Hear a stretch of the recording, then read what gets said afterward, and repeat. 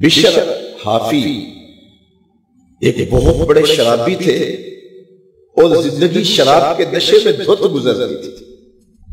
ایک دن گلی سے گزر رہے تھے، کاغذ کا ایک ٹکڑا دیکھا، اس پہ رب کا نام لکھا تھا۔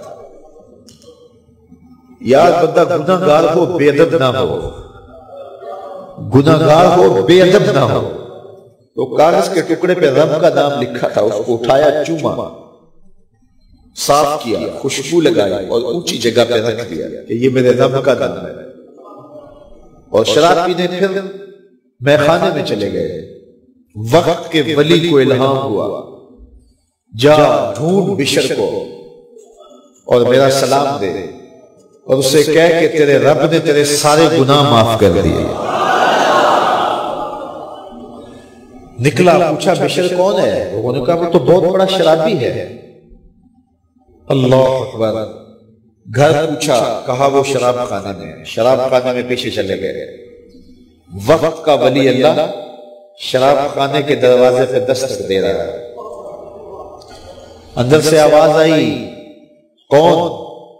نام بتایا، کہا میں بشر کو ملنا چاہتا ہوں۔ کہا وہ تو نشے میں دھت پڑا ہے۔ ساقی میخانہ نے کہا کہ وہ تو نشے میں دھت پڑا ہے، کہا اسے ملنے آیا۔ تو اس نے جا کے کہا کہ باہر تیرا کوئی مہمان ہے۔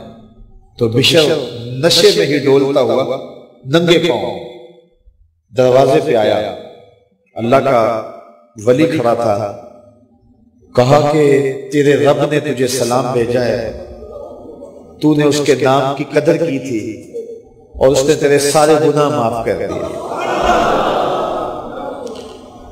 بشر حافی ننگے پاؤں تھے، اس وقت نشے میں تھے۔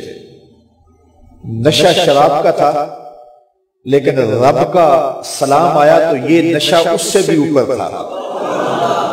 جھوم اٹھے اور کہا کہ میں اب رب کا سلام آیا ہے تو اب میں ننگے پاؤں تھا، اب ساری زندگی میں جوتا نہیں پہنوں گا۔ عربی میں حافی ننگے پاؤں والے کو کہتے ہیں۔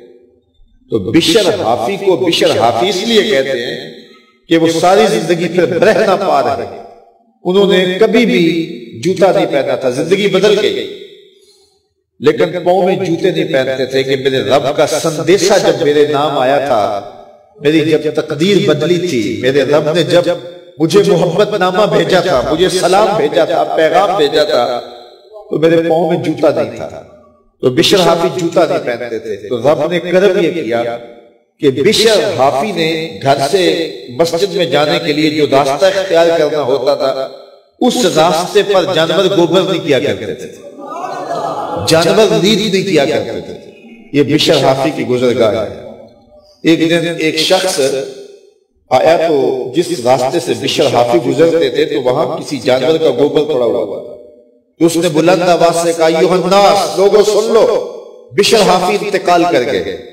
لوگوں نے کہا تمہیں کس نے بتایا ہے؟ کہا یہ گوبر پڑا ہوا ہے، اس کا مطلب ہے کہ آج بشر حافی اس گلی سے نہیں گزریں گے۔